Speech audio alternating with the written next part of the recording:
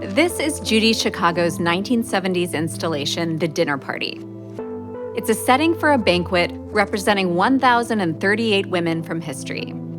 Some have seats of honor, like writer Virginia Woolf and abolitionist Sojourner Truth. The place settings have embroidered placemats, gold ceramic chalices, utensils, and porcelain dinner plates that look quite a bit like Georgia O'Keeffe paintings, including the plate dedicated to O'Keeffe herself.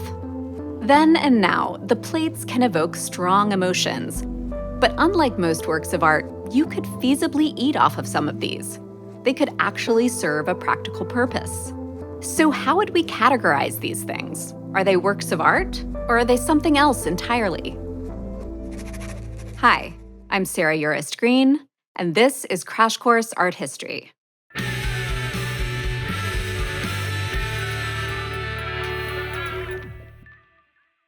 We might call Chicago's plates a work of design, an object meant to improve some aspect of the world or solve a problem, in the same spirit as a button or a zipper. To figure out the overlap between art and design, let's Venn diagram this situation. In the design circle, curators, scholars, and collectors might put objects made for a practical purpose.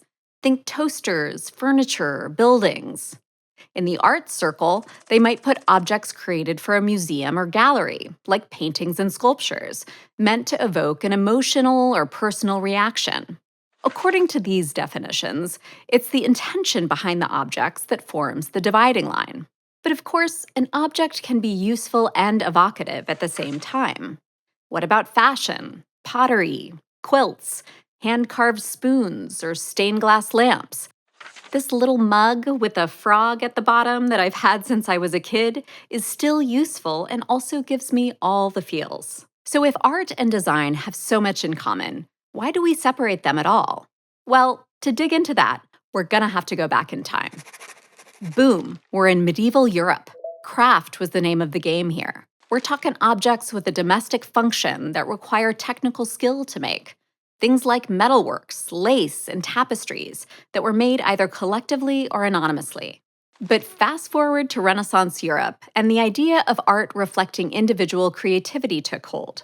And so did questions like, are painting and sculpting more than skilled crafts?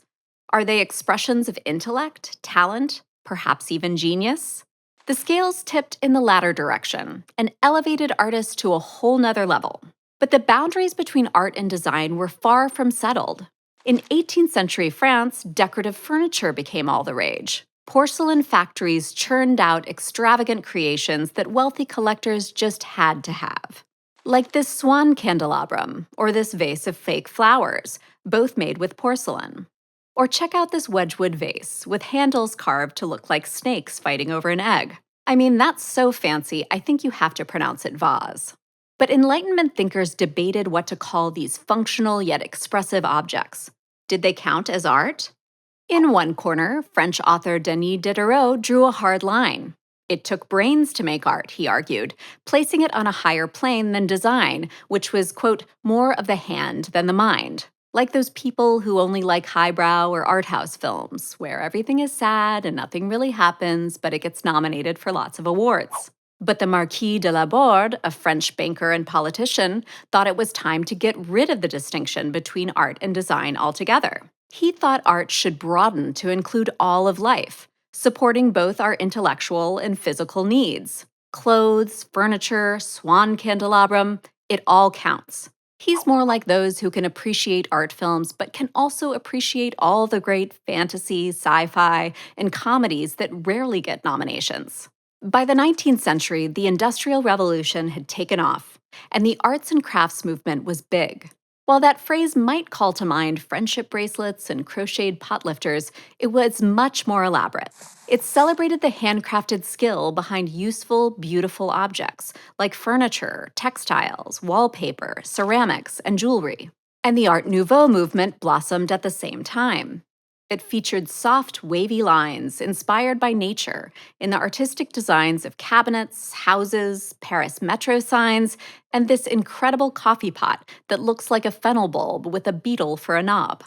These objects, meant to be both functional and expressive, complicated the art versus design debate. It wasn't easy to put a door like this into just one category. So those ideas that began in Renaissance Europe, praising some materials as art and others as lesser than, started to break down. Actually, lots of artistic design exists outside of this Eurocentric story. Think about weaving, a method of textile production that combines two sets of threads to form a fabric.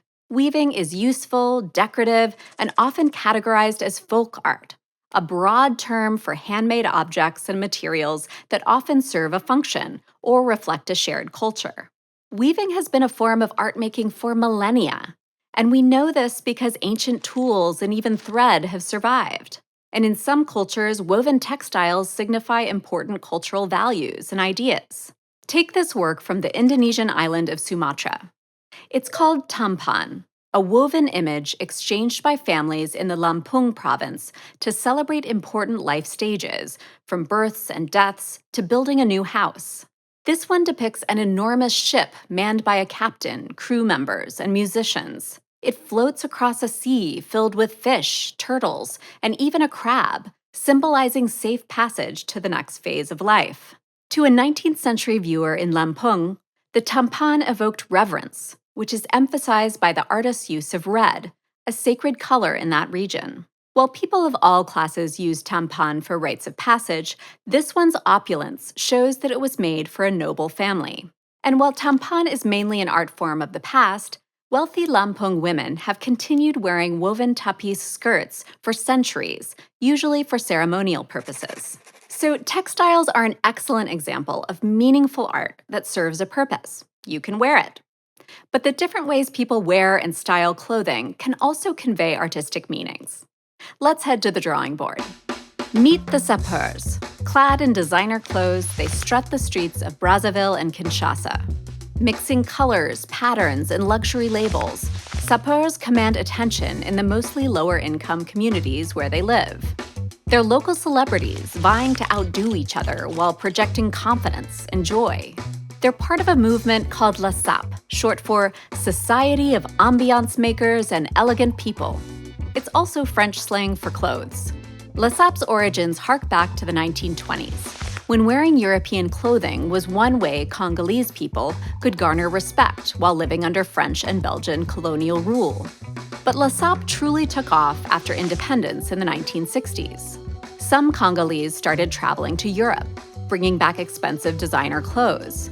And remixing French fashion became a way of expressing identity and political resistance at once. Sapeurs have been playing with their image ever since, inventing themselves and inspiring others through art you can wear. The Sapeurs curate functional clothing that expresses complex ideas and cultural identity. So while the art and design worlds argue over boundaries, artists keep doing whatever they want to do, creating innovative forms of culture that blur the lines between both. Like French artist Thierry Genot with his 2010 work Green Transmutation. What looks like crystal is actually hundreds of discarded plastic bottles, collected in Mexico City and formed into a functional light source. It's actually kind of similar to the swan candelabrum we saw earlier, with its wavy lines that take inspiration from the natural world. But the two works speak to very different cultural contexts. While the 18th century artist was inspired by nature, elevating it to the level of art and design, the contemporary artist peels away that illusion of art as luxury objects made of fine materials in order to highlight environmental concerns. And finally, let's return to Judy Chicago's dinner plates. Some denounce the work as over the line, even pornographic. Influential critic Hilton Kramer dismissed it as failed art that was crass, solemn, and single-minded. But the plates are just one element of a densely layered and meaningful work of art. Chicago's installation makes space for women who had been largely left out of history. She gives them a seat at the table, literally. Chicago used techniques often coded as craft or design, like embroidery, ceramics, and china painting, all historically considered women's work, and ranked below high art in that tired old European hierarchy. By merging elements of art and design, Chicago pushes the boundaries of both, and she raises fascinating questions about how history itself gets constructed and told. I think this calls for the canon.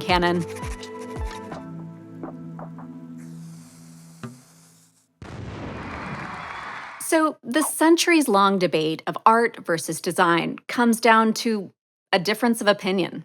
It's a battle between what's considered highbrow and lowbrow, not unlike arguments you find in the depths of Reddit. But when we spend so much time trying to define something as subjective as art and design, we can miss the amazing stuff that falls in the middle. The experimentation with form, the innovation with new materials, and the messy, complex, and always shifting messages that art can convey. These label-defying works show us this kind of black and white thinking isn't a useful measure for all times and places. Because if there's one thing we do know for sure, it's that human creativity is too vast and varied to be limited by our pesky urge to define it. Next time, we'll explore how colliding cultures set off an explosion of new styles, collectively known as modern art. I'll see you then. Thanks for watching this episode of Crash Course Art History, which was filmed at the Indianapolis Museum of Art at Newfields and was made with the help of all of these uncategorizable people. If you want to help keep Crash Course free for everyone forever, you can join our community on Patreon.